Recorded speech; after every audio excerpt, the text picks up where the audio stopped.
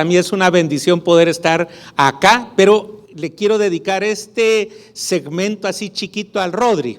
Fíjate, Rodri, espero que se te queden estos 2 o 3 detalles que te quiero dedicar. Lo que primero recibimos de parte de Dios o el pueblo en el Antiguo Testamento fue la tradición oral. La palabra de Dios vino de manera oral y se preservó, según Deuteronomio 6 también, de generación a generación, y los padres repetían y repetían. Hoy la educación moderna ya está en contra de lo memorístico, ¿verdad? Pero en ese tiempo era repetir y repetir, al levantarte, al acostarte, cuando comas, cuando te acuestes, bueno, cuando trabajes en el campo. Todo eso es lo que Rodri también nos está mencionando en el Salmo 106. Pero entonces, Rodri, en el año 635, Josías, de 18 años, comenzó a gobernar a los 8. A los 10 años se percata que el templo, el primero que edificó Salomón, ya tenía, Rodri, más de 300 años y no se había remozado. Y más o menos en el año 635 dice, no, ¿verdad? Vamos a remozar el templo. Contratan carpinteros, personas que trabajan en canteras, y entonces llega el día de paga. Y llama a los escribas que estaban a su cargo, más los sacerdotes, y les dicen, vayan y junten las ofrendas para ver qué cayó ahí en los cestos. ¿Cuál era el propósito? Pagarle a los que estaban trabajando. ¡Oh, sorpresa! Vinieron con el corazón que les alteraba y le dicen, Rey Josías, 18 años el patojo, como estas nenas. Hoy me alegré de volverlas a ver. Pero 18 años gobernando y le entregan el rollo de la ley. Es la ley de Jehová, o sea, el Pentateuco. Lo que encontraron, todavía no estaban escritos ni los salmos, ni los libros proféticos, en fin, lo que encontraron fueron los rollos que se llaman la ley de Jehová, o lo que nosotros le decimos el Pentateuco. Pero hay 3 detallitos ahí, Rodri. Año 635. Este pueblo nos enseña, o esta época nos enseña un principio. Todo avivamiento es cuando el pueblo de Dios redescubre la palabra. Como la Reforma Protestante del siglo XVI, que se celebra en octubre. Cuando se redescubre la palabra, entonces hay un avivamiento. ¿Cómo comienza? Con la humillación de Josías y el pueblo. Pero duró poco. En el año 610, 25 años han pasado desde que se reencontró la ley de Jehová, y el pueblo le duró poco, porque esto es constante, estar a los pies de la palabra y del buen Señor. En el año 610, la primera incursión de Nabucodonosor rodeando a los judíos. Año 597, la segunda incursión. Muy probablemente allí es cuando se fue Daniel, sus amigos y Ezequiel. Año 587, Rodri, se destruye por completo el templo y la ciudad de Jerusalén, y el pueblo se va al exilio. Y aquí viene la enseñanza, Rodri, que quiero dejarte en tu corazón. Ese pueblo confiaba mucho en el templo físicamente, en el rito, ¿verdad? En la ciudad de Jerusalén. Es más, cuando ustedes miran a Daniel abriendo las puertas del palacio de Nabucodonosor, suspiro por Jerusalén y su templo. Y entonces, ¿sabes qué aprendieron ellos? Porque se lo llevaron, aprendieron a vivir de la palabra de Dios. Y a partir de ese momento y hasta su retorno, el pueblo judío se convirtió en el pueblo del libro, así como nosotros hoy en día. Somos el pueblo del libro, ¿verdad? Nuestra fe, jóvenes señoritas, nuestra fe es un fenómeno de acústica. La fe viene y el oír habla Espíritu Santo. Y la iglesia de Antioquía, en una comunión fantástica, el Espíritu hablaba. Y esa es la palabra de Dios. Eso te lo dedico a ti, mi hijo, ¿oíste? Por tu devocional de Josías, pues, segundo libro de los Reyes, ¿verdad? Capítulo 22, 23 en adelante y el Salmo 106. Bueno, a lo que te truje, traje, ¿verdad? Muy bien. Ahora, con lo que a mí me corresponde, quiero predicar un poquito sobre Romanos.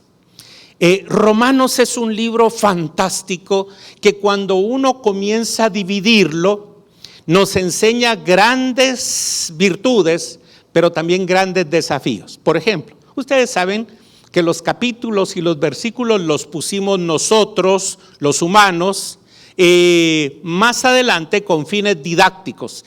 El que esté dividido en capítulos y versículos no tiene una vejez de más de unos 340 años que se dividieron en capítulos y versículos. Era toda una escritura fluida. Muy bien, pero hay dos partes que son fundamentales para entender el libro de los Romanos. Del capítulo 1 hasta el capítulo 11 es todo el fundamento bíblico que nosotros como iglesia tendríamos que tener en cuanto a nuestra fe. Nuestra fe es una fe que piensa. Nuestra fe es una fe que responde y que declara, no como las declaraciones modernas, ¿verdad? Que a veces son para alimentar el ego. Yo declaro que soy próspero. No, eso parece que es más sacado de la manga como un coco wash. No, hay cosas que son mejor dichas cuando nosotros decimos yo declaro en el nombre del Señor que soy justificado por la fe. ¿Verdad? Que no merecía en ningún momento ser salvo y la gracia del Señor me salvó. ¿Qué están enseñando hoy en día? Ponerse enfrente de un espejo y decir, dite a ti mismo, tú eres príncipe, tú eres rey, tú eres todopoderoso. Y la Biblia lo que nos dice es, declara que necesitas hartamente de la presencia de Dios para mantenerte en comunión con Él. El santo es el Señor. Lo que cantábamos con estas niñas, santo, santo, santo. ¿Y qué hizo Isaías en esa visión de Isaías 6? Postrarse, porque ante la santidad de Dios lo que nos corresponde es, Señor, cuán pecador soy. Mis labios son inmundos, dijo el profeta, y en medio de un pueblo de labios inmundos, tú también me envías, Señor. ¿Cómo le haré ante esta situación? Presentarnos delante del Señor contradice lo que muchos púlpitos modernos y populares están predicando el día de hoy, alejados de la palabra del Señor. Bueno, entonces, usted quiere estudiar la importancia de la justificación de la fe. Allí está del 1 al capítulo 11 en ese contenido de los Romanos. ¿Quiere estudiar la doctrina del Espíritu del Señor? Romanos 8. Romanos 8 nos enseña paso a paso, por lo menos en 4 o 5 etapas, unas características y ministerio cumplido del Espíritu del Señor. ¿Sabe quién me certifica a mí que soy hijo de Dios? El Espíritu Santo. Él le dice a mi espíritu que soy hijo y además heredero. Pero también me enseña, porque el Espíritu Santo educa. Me enseña a orar, porque Pablo dice que el Espíritu vino, ¿verdad? Con gemidos indecibles se comunica con el Padre por ser esa persona de la Trinidad, y nos enseña a orar porque nosotros no sabemos orar como conviene. Yo les contaba, vamos a ver si Carol te recuerdas, yo les contaba que había un hermano en la iglesia que no sabía orar. De repente en un culto de oración, hermano, ore por este hermano que usted sabe que venía al culto y lo atropelló un bus, con mucho gusto decía. Padre, te pedimos por hermano Moy. Tú sabes que lo atropelló un bus urbano con placas U525 FTQ. Y en el crucero de la Quinta Avenida y Novena Calle, el chofer se pasó en rojo. Hermano, ore, interceda, no le dé un parte policíaco a Dios. Hasta decía que la licencia estaba vencida. No sabemos orar, ¿verdad? No sabemos orar. Jóvenes, Señor, dame a la Marita, por favor. Y el Espíritu, no se la des, Padre. Si este chevo sabe que la Marita no es cristiana, no os unáis con yugo desigual, no se la des, Padre. Y a veces me preocupa esto, principalmente muchachos. Señor, dame ese aumento. Y el Espíritu le dice, Señor, si con lo que tiene no diezma, se nos va a perder este patojo. Eso sí, mi hijo Rodrigo, una palabra que tú dijiste ahí, que esa no la encontré yo en la traducción, tú dijiste, puchica, ¿verdad? Eso no está en la traducción de la Biblia, ¿oíste? Pero está bien. Bueno, hermanos, lo que usted puede encontrar en los capítulos del 1 al 11 es quiénes somos. Pablo se esmeró en hacer de esa carta lo mejor de su producción literaria. Les quiero confesar, pero que no salga de aquí, ¿oyeron? Me lo prometen, ¿verdad? Pablo se esmeró mucho porque también tenía una intención económica. ¿Sabe por qué se estaba esmerando en esta carta y en esta iglesia? Porque quería pedirles ofrenda para ir a predicar a España. ¿Se recuerdan? Ya el mundo oriental había sido evangelizado, estaba siendo evangelizado. Las iglesias del Apocalipsis, por ejemplo, ¿verdad? Toda Galacia, Filipos, Tesalónica, todas esas iglesias o áreas estaban en Occidente, pero la iglesia de Roma era la puerta para Occidente y Pablo se esmera porque les quiere pedir una ofrenda para ir a España.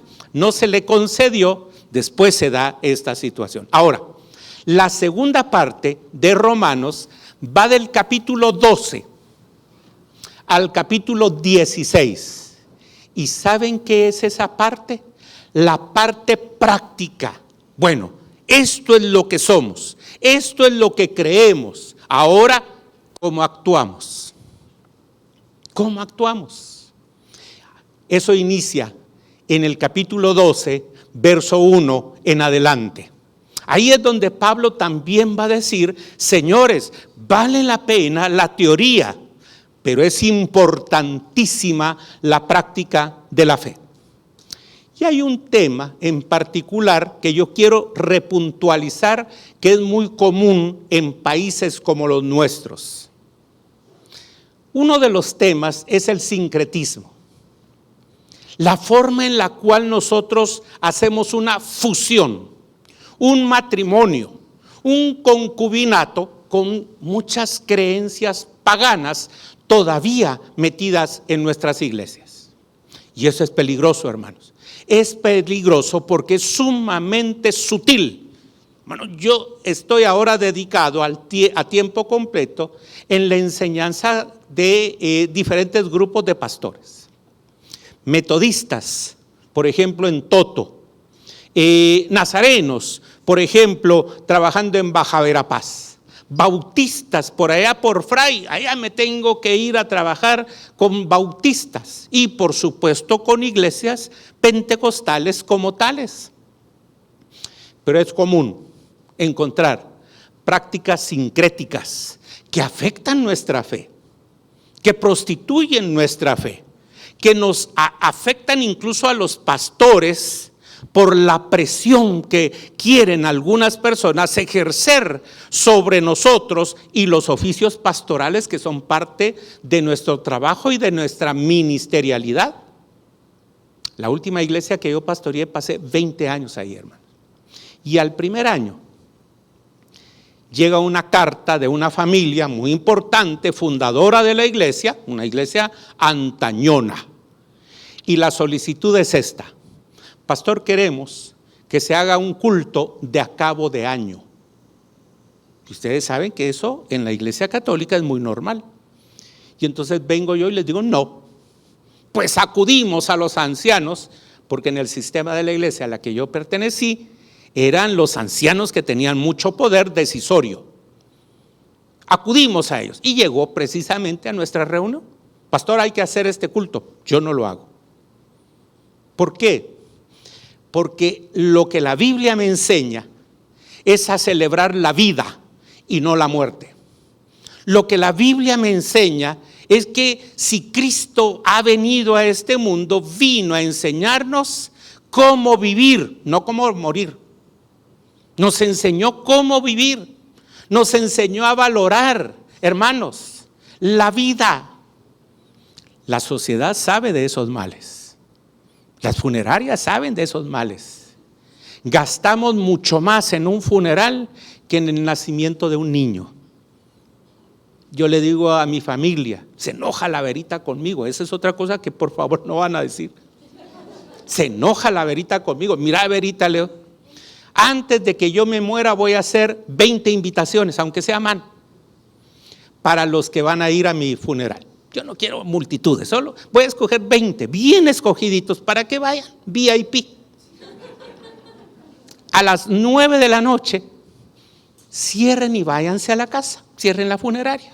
A las 6 vuelvan a abrir, ¿verdad? No van a estar cantando esas canciones, tal vez la viuda está muy contenta, ¿verdad? Pero algo así como decía aquel viejo himno, comienzan a cantar canciones para que sufra la canalla. Que llore, que llore, que llore, ¿verdad? Porque si no, no vale la pena. Yo no quiero eso, le digo a la Verita. Yo no quiero un montón de señoras o señores levantando la tapa de mi caja. Ay, se me apareció el muertito. Yo quiero que me recuerden así, bonito, cachetón, que salteco de a 1.66, ¿verdad? Pero que no sirva yo de espanto. Que yo no sirva para eso. Hermanos, fíjense, una señora de 76 años de edad me coge por los hombros y me sacude en un velorio y me dice, el de la mamá, y me dice, pastor, ¿por qué se murió mi mamá? Si me lo pregunta ahorita sí se lo digo, pero un pastor tiene que ser un poquito protocolario, ¿verdad, Juanjo? ¿Verdad? ¿Qué le podía decir yo? La señora tenía 94 años. En ese momento no le pude decir, mi hija, se murió por vieja. Pero como era pastor, me abstuve. Hoy si me pregunta, hoy sí se lo digo. Hermanos, la sociedad sabe. Miren, un ejemplo. Se dijo en Prensa Libre el año pasado que más o menos 1.8 millones de guatemaltecos participaron en el viernes de crucifixión de la Semana Santa del año pasado. Y unos cuantos miles salieron el domingo de resurrección y eran carismáticos a celebrar la vida, la resurrección de Cristo. Esa es la mentalidad. Y ese es el sincretismo que nosotros vemos en nuestras iglesias. Todavía hay suegras que le dicen a la pobre nuera que se quedó muy joven, viuda, honrás la memoria de mi hijo. No le vas a poner padrastro a mis nietos. Y Pablo dice, si la viuda está joven, cásese. Y la viuda ya viejita que le enseña a las señoritas cómo vivir su fe. O sea, Pablo, nada de estar la teología de Vicente Fernández, hay que hacer pacto con el muertito. Hay que vivir una vida que agrade a Dios, pero no de una manera sincrética. Pastor, vaya por favor a ungir a mi esposo que ya se está muriendo. Eso se llama extrema unción. La Biblia nos enseña que hay que ungir solo por 2 razones. 1, para un nuevo ministerio. 2, para que el enfermo se sane, no para prepararlo al otro mundo. Pastor, vaya a ungir a mi papá. Me dije, muy bien. Y yo sabía que el papá era más agarrado que mano de trapecista, hermanos. Entonces yo no lo ungí, pero le dije, mire, prepárese. No sea miserable, déjele todo el pisto a sus hijos, a su viuda, que gocen todas las limitaciones que usted tuvo en este mundo, déjeles el pisto. Y el pobrecito, ¿verdad? Pastor, ¿qué hago? Mire, pídale perdón a Dios. Tan pichicato que fue usted en su vida. Bueno, esa es la parte del sincretismo. ¿Sabe una cosa? Dice que el sincretismo es una reconciliación, es una fusión de diferentes sistemas de creencias que afectan al cristianismo en su esencia. Bueno, Entonces, ahora lo que nos corresponde pensar es en lo que dice el texto que hoy nos va a servir de base, en unos breves minutos por supuesto, pero lo dice de esta manera. Yo lo voy a leer en Reina Valera Contemporánea, capítulo 12 de Romanos. Hermanos, yo les ruego por las misericordias de Dios que se presenten ustedes mismos como un sacrificio vivo, santo y agradable a Dios. Así es como se debe adorar a Dios. Y escuchen, y no adopten las costumbres de este mundo, sino transfórmese por medio de la renovación de su mente para que comprueben cuál es la voluntad de Dios, lo cual es bueno, agradable y perfecto. Por la gracia que me es dada, digo a cada uno de ustedes que no tenga más alto concepto de sí que el que debe tener, sino que piense de sí con sensatez, según la medida de la fe que Dios repartió a cada uno. Porque así como en el cuerpo hay muchos miembros, y no todos los miembros tienen la misma función. Quiero partir de 3 ideas. La primera: después de tener una buena doctrina, ¿sabe qué espera Dios? Que tengamos un buen culto. Y el buen culto, hermanos, hoy también está haciendo falta en muchas iglesias cristianas. ¿Se recuerdan quién fue John Stott? Famosísimo capellán de la reina Isabel II. Ese pastor episcopaliano fue un tipo muy centrado. Hay muchos libros de él, teología pastoral, comentarios a los Efesios, etcétera. Hay varios libros de él, pero fue un consejero fiel para la reina. Que ella haya tomado otros caminos no era responsabilidad de John Stott, pero era un excelente pastor. Y él, conociendo un poco la historia, o bastante la historia, tanto de Europa como de América Latina, hizo una afirmación taxativa, firme, fuerte, tajante. La iglesia en Europa se ha convertido en un museo. La iglesia en Europa se ha convertido en un museo. Una de las confesiones de fe que yo me aprendí por la iglesia a la que ministré por 30 años fue la confesión de fe de Westminster. E ir a Europa a ver lo lindo, majestuoso que es la iglesia de Westminster. Conocer la puerta en donde Martín Lutero clavó las 95 tesis, lo hacen a uno suspirar, pero no adorar. ¿Sabe por qué? Son museo hoy en día. Se entra con una solemnidad, pero no hay culto. No hay lo que decía Rodrigo, no hay niños correteando, ¿verdad? Ni diáconos tratando, o servidores de tranquilizar a los niños. Eso es vida. No hay jóvenes platicando allí en esas aulas, ni en ese templo. Se quedó para museo, pero complementó la frase diciendo, entonces, la iglesia en Europa es un museo, se ha quedado en un museo, pero la iglesia en América Latina se ha convertido en un espectáculo. Mire, hermano, qué terrible. La iglesia se ha convertido en un espectáculo, en un show. Y la iglesia tendría que ser una iglesia que adore en espíritu y en verdad. Y más que cualquier otra cosa, la gloria de Dios es la que debe de buscarse y manifestarse en medio de esas comunidades de fe. Ahora, entonces, Pablo dice, ¿es necesario tener buena doctrina? Sí. Pero eso determinará el culto que usted y yo podamos tener. ¿Y de qué manera espera el Señor y Pablo, que es inspirado por el Espíritu, que tengamos un buen culto? Primero, con una entrega personal. ¿De qué manera? ¿Cuál es el modelo? ¿Cuáles son los pasos? Primero le dice Pablo a la congregación de Roma: entreguen sus vidas en un sacrificio vivo. Es que los sacrificios de animales muertos ya han sido superados por Cristo Jesús. Es lo que usted puede leer en Hebreos capítulo 1. Dios se reveló de diferentes maneras, pero ahora es Cristo Jesús.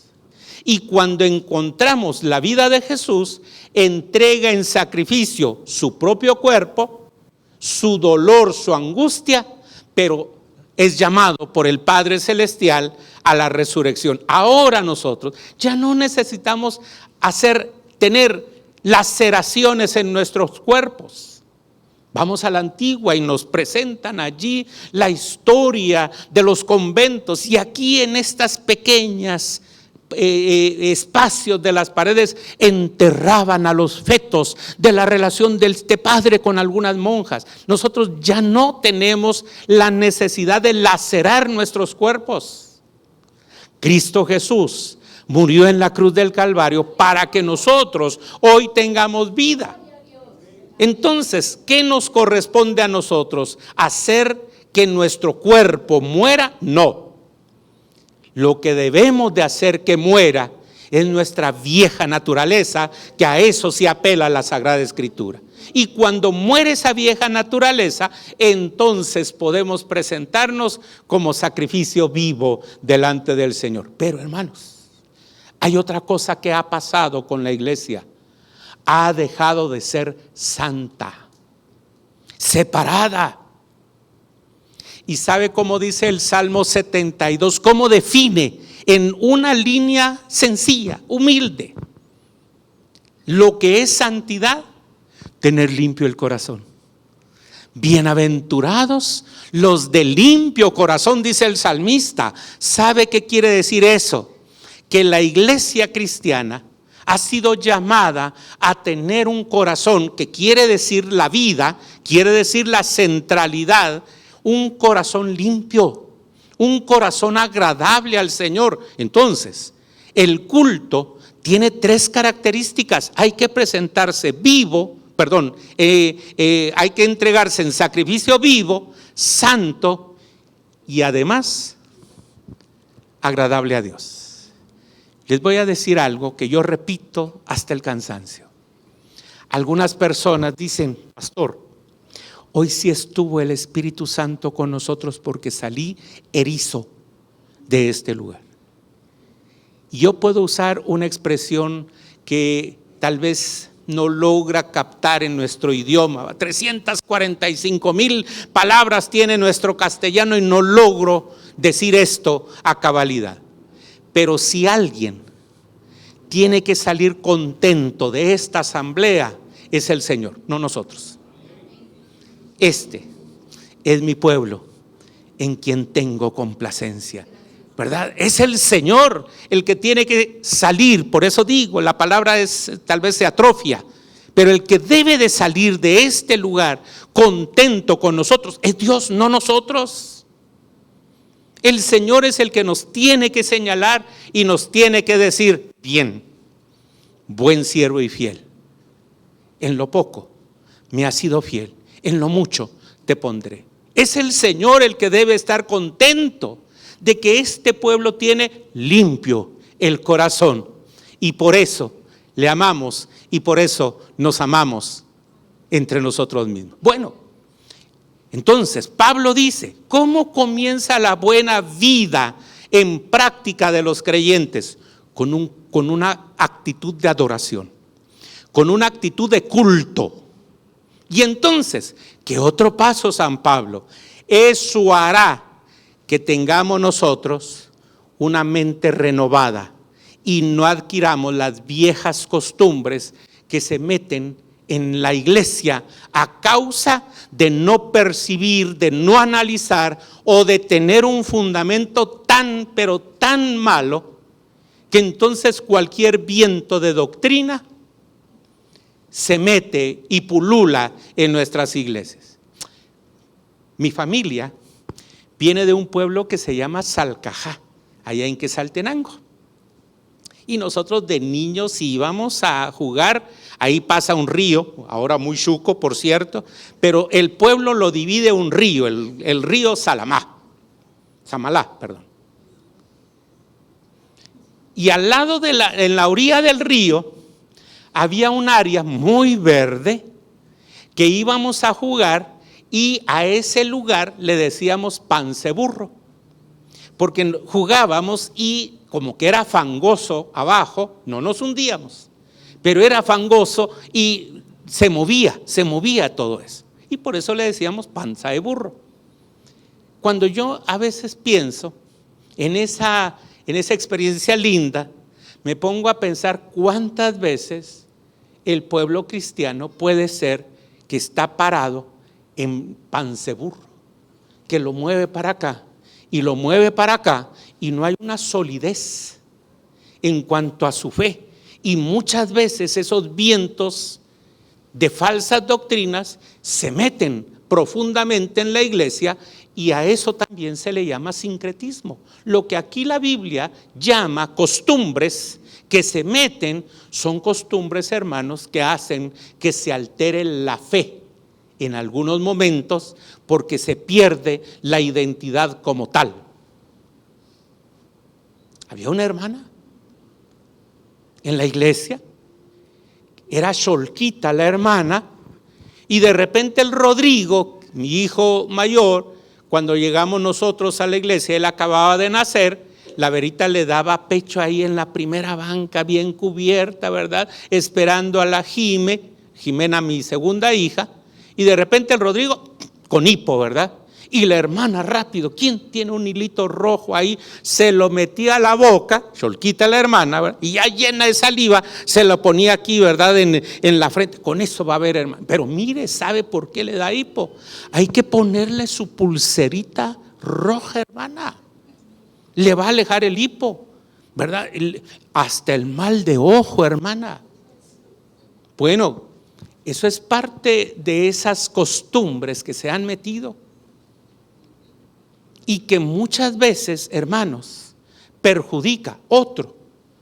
Yo voy a decir esto con mucho temor y temblor.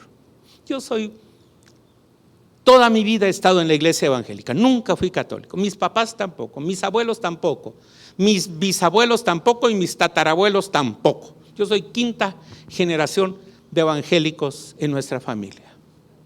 Pero ¿sabe qué sucedió por ahí por los años de 1960? Comenzó a darse ciertos movimientos a nivel mundial de un ecumenismo drástico, fuerte. Mis primeros años de universidad o de seminario trataban ese tema, ¿verdad? Pero ahora, en las últimas décadas, ya no es simplemente un ecumenismo, mis hermanos. Se ha dado a la tarea cierto sector de la iglesia en hacer diálogos, en hacer incluso planes de fusión de la fe, no importando quiénes la profesan ni qué profesan como tal. Se ha dado eso. Se ha dado, incluso un pastor que era mi amigo, se enojó conmigo, me dijo: mira, hay que comprender que Alá es el mismo de Jehová. Y yo le dije: no, momento. Que el Corán es lo mismo que la Biblia. Yo le dije: no, momento. Que el libro del Mormón es igual que la Biblia. No, momento, le dije. Yo sí creo que tenemos serias discrepancias, le dije. Por ejemplo, con el libro del Mormón. ¿Sabe? Que no se les olviden estos dos detalles de la fe cristiana. La fe cristiana es espacial. ¿En qué sentido? Tiene tiempo y tiene espacio. Si yo le pregunto a Juanjo, ¿cuándo naciste? Lo que me va a dar es una fecha. Eso es tener tiempo. Juanjo, ¿en dónde naciste? Eso es tener lugar. Y la fe cristiana tiene tiempo y tiene lugar. Por ejemplo, lee usted el primer capítulo de Ezequiel. ¿Dónde vio visiones Ezequiel, el profeta? ¿Cuándo era la época que él estaba recibiendo visiones? En el año 30. Junto al río Quebar, tiempo y espacio. Y hermanos, con mucho respeto, pero es parte de la historia, John Smith ¿Dónde estabas tú cuando recibiste supuestamente la revelación del ángel Moroni? No sé. ¿Dónde estabas? No sé. ¿Cuándo la recibiste? No sé. Pero la historia sí dice que estaba. Eso sí dice la historia. ¿Cuándo y dónde? No saben. ¿Por qué? Porque a diferencia de las sectas, la iglesia evangélica, leyendo e interpretando la palabra tiene espacio, tiene tiempo, y eso nos hace diferentes. Luego, hermanos, Mahoma no murió en una cruz, y nosotros sabemos que tampoco resucitó. Entonces, prácticamente esos diálogos infructuosos lo que provocan es confusión y pérdida de identidad. Una vez sucedió en los Estados Unidos que estaban proliferando una cantidad de billetes de $100 falsos. Entonces llamaron a un grupo élite, eso lo leí en Selecciones, un grupo élite de personas que pertenecían al buró del FBI y los capacitaron por 2-3 meses intensamente. Y cuando ellos preguntaron, después de estar ya allí un mes, mes y medio, 2 meses, ¿cuándo iban a conocer un dólar falso? Porque lo único que habían estudiado era un dólar verdadero o un billete de $100 verdaderos. Tenían todas las características, lo saboreaban, el tacto lo habían, hermanos, puesto tan sensible que identificaban aún con el tacto un verdadero billete de $100. Y cuando preguntaron, pero ¿y cuándo vamos a conocer un billete de $100 falso? Y entonces uno de los capacitadores les dijo, no es necesario. Lo identificarán en la medida que sean aptos, completamente sagaces y capaces de conocer un dólar o un billete de $100 verdadero, y cuando caiga uno falso, automáticamente lo rechazarán. Y es eso la vida cristiana. La iglesia no ha conocido a cabalidad su fe, y por eso acepta las diferentes creencias que han llegado a nuestro mundo, a nuestro contexto.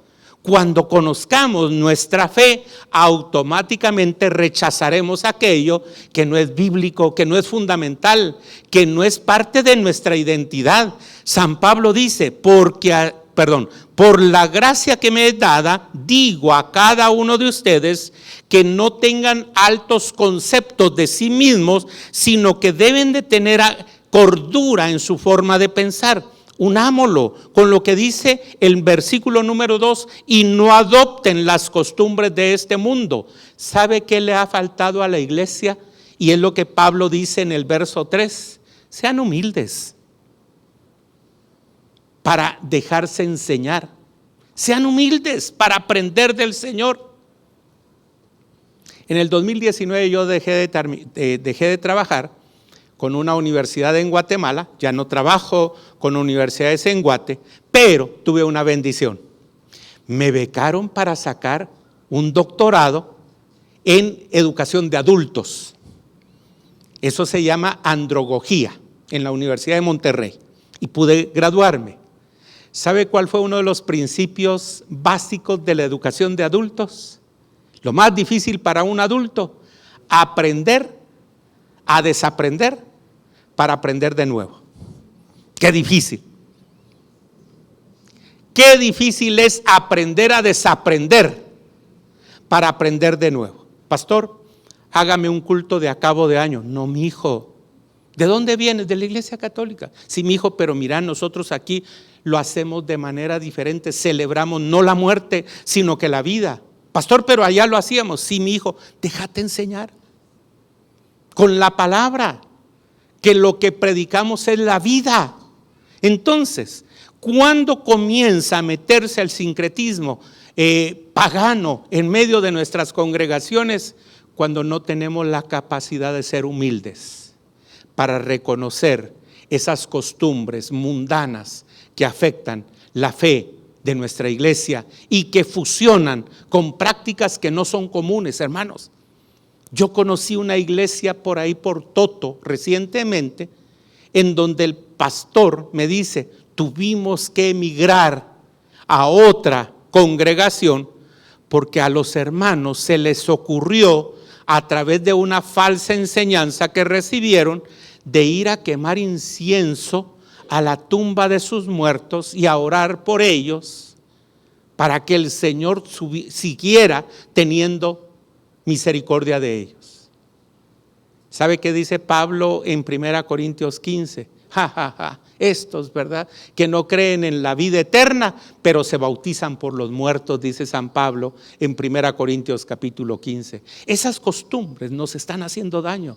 Pero ¿de dónde surgen? Bueno, creo que de dos respuestas que puedo por lo menos atreverme a decirles. Uno, no hemos tenido una doctrina, no hemos querido profundizar en la Sagrada Escritura. Y número dos, mis hermanos, de nuestro ego, de cosas que se ponen de moda, ¿verdad? Hay cosas que se han metido en nuestras, a veces en nuestras celebraciones, que hay que sopesar si son bíblicas o no. ¿Se recuerdan esta historia cuando los filisteos capturaron el arca y la llevaron delante del rey Dagón? Sorpresa, al día siguiente el rey Dagón estaba postrado delante del arca del pacto. No había todavía templo, era en tiempo de David. Levantaron al dios Dagón y al día siguiente otra vez postrado. Pero se dieron dos fenómenos fuera del templo. Número uno, la gente comenzó a tener tumores. Y número dos, había una plaga de ratones y la gente estaba asustadísima. Yo con un ratoncito así brinco y pego de gritos, hermano. Y una plaga de ratones en todo el pueblo. Y la gente dijo, ¿saben qué pudo suceder? El habernos traído el arca. Y entonces toman tres decisiones. Número uno, regresar el arca en una carreta de bueyes que nunca había transportado mercancía o producto. Error. El mandamiento era en los hombros de los levitas. Dos, dentro del arca metieron unas copias de ratones y de tumores de oro. Con esto vamos a aplacar la ira de Jehová sobre nosotros.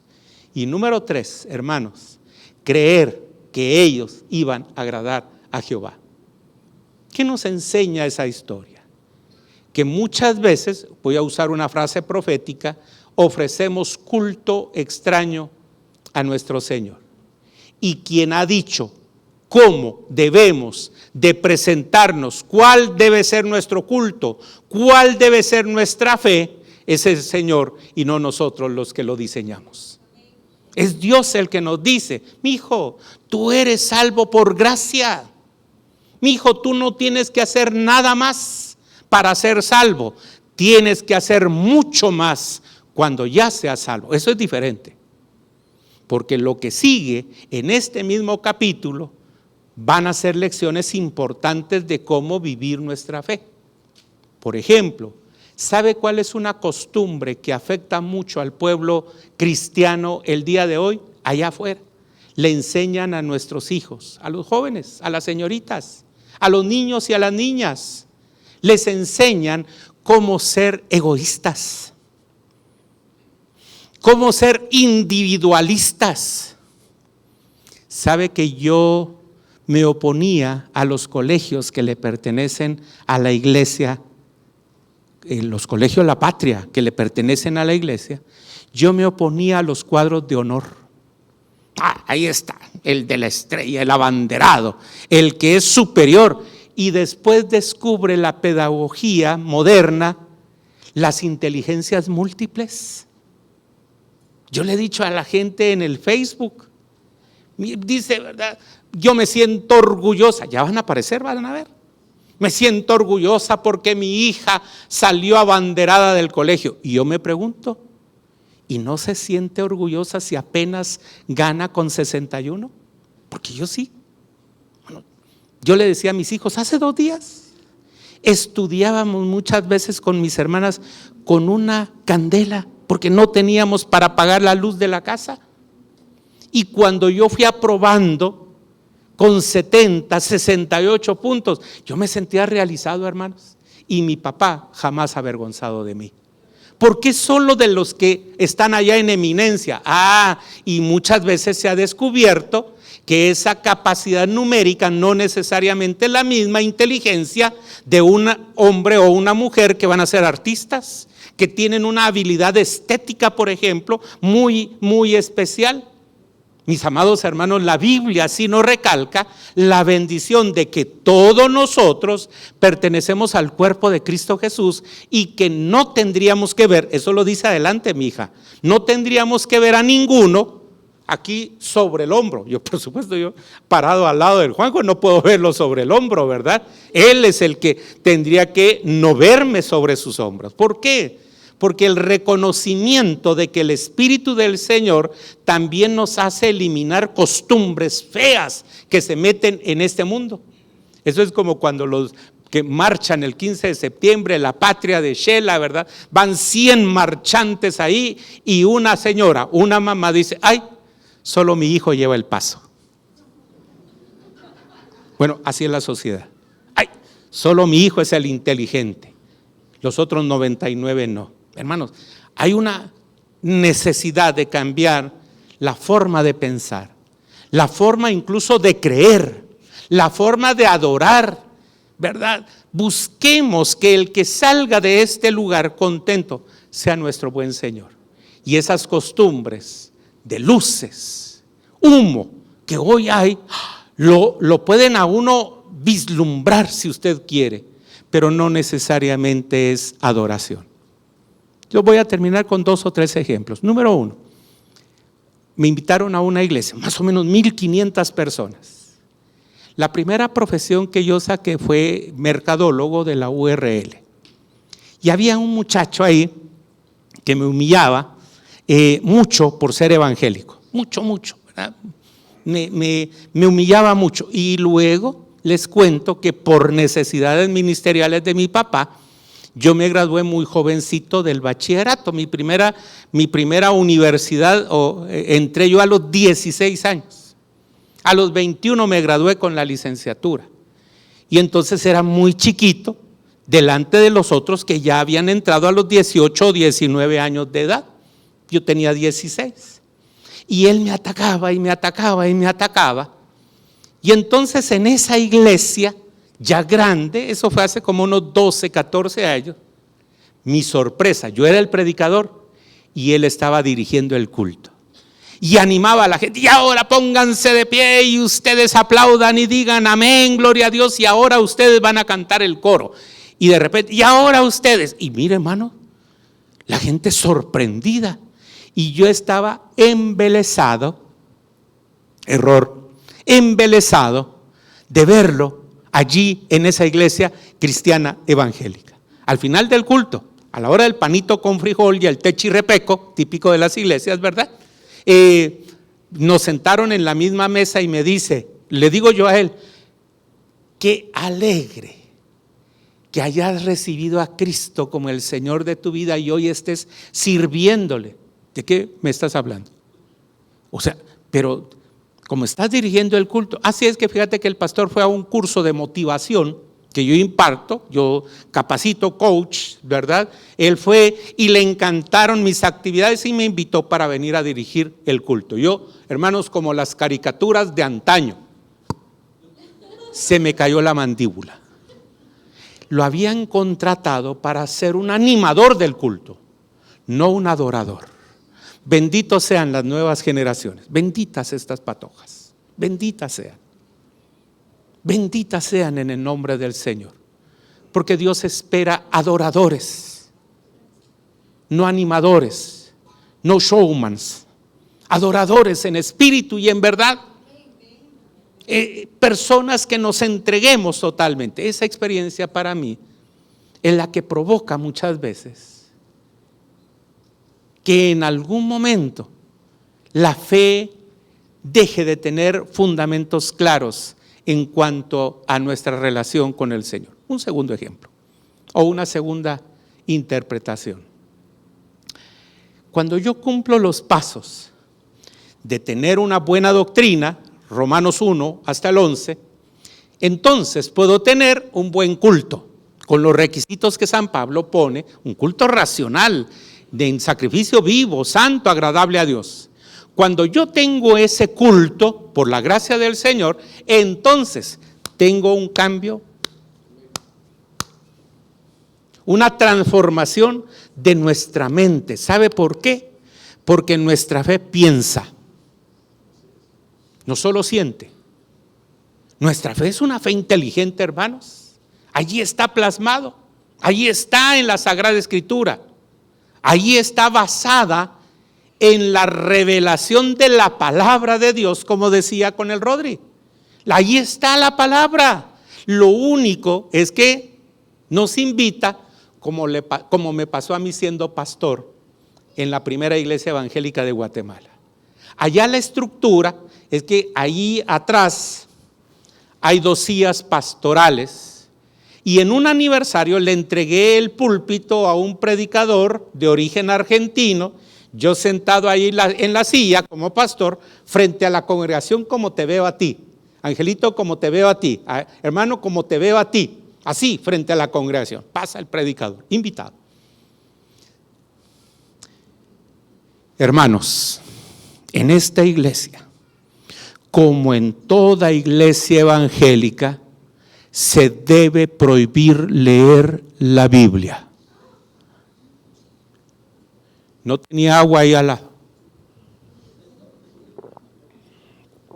Tucún, tucún. Pero esos segundos fueron eternos para mí. Pero no fue error. Entonces ya después, yo trágame tierra a la congregación. Pastor, este mes no le sale su sueldo. Yo, el gran poder de Dios, ¿verdad? Y entonces él rompió el silencio y dijo, porque en todas las iglesias evangélicas el requisito es escudriñar las Escrituras. Respiré yo, hermanos, de verdad. Ahí dejé de sudar frío, respiré, pero tiene razón. La Biblia se escudriña porque es profunda, porque allí habla de Cristo, ¿verdad? Miren, hermanos, el mismo Cristo atestiguó. Lean, estudien y se darán cuenta que ellas, las Escrituras, hablan de mí. Y para mí ese es el desafío que hoy la iglesia debe tener. Y un tercer ejemplo, las comunidades de fe, las iglesias, voy a usar un término técnico tal vez, pero lo explico. Toda comunidad de la iglesia debe ser una comunidad hermenéutica. ¿Qué quiere decir eso? Una comunidad que se sienta alrededor de la palabra y que logra interpretar la Sagrada Escritura y cae postrada delante del Señor que ha revelado la palabra para decirle: Señor, enséñanos a adorarte en espíritu y en verdad. Enséñanos a ir creyendo paulatina, pero seguramente en tu palabra y en la revelación que tú nos has dado. Enséñanos, Señor, a tener una mejor relación contigo, pero también que esta relación tenga un fundamento que nos da la vida, la certeza, la seguridad y la identidad como tal. ¿Qué quiere decir eso? Que como usted puede leer en Hechos capítulo 2, dice que la iglesia primitiva, del 42 al 47, la iglesia primitiva se sentaba alrededor de la palabra y la doctrina de los apóstoles para ir creciendo en base a ese mensaje que el Señor había revelado, no solo en su palabra, sino que ahora en boca de los apóstoles, que eran los portadores de esa fe. ¿Pero qué se necesitaba para eso? Tener la disposición de aprender. Tener la disposición, habla, Señor, que tu siervo escucha. Habla, Señor, que tu sierva escucha. Una disposición a aprender. Y una tercera, fundamental, como lo dice este pasaje, una disposición a cambiar aquello que sirve de estorbo y que no le hemos entregado a nuestro Señor. Creo yo que de esa manera el sincretismo pasa a un segundo plano cuando nosotros tenemos una identidad. Y quiero terminar con esto, que fue un dicho de mi mamá, sigue siendo un dicho de mi mamá en esta época. Mijo, va a entrar el nuevo gobierno. ¿Cuál es la aflicción de los hogares cristianos? Te voy a enseñar algo, me dice mi mamá.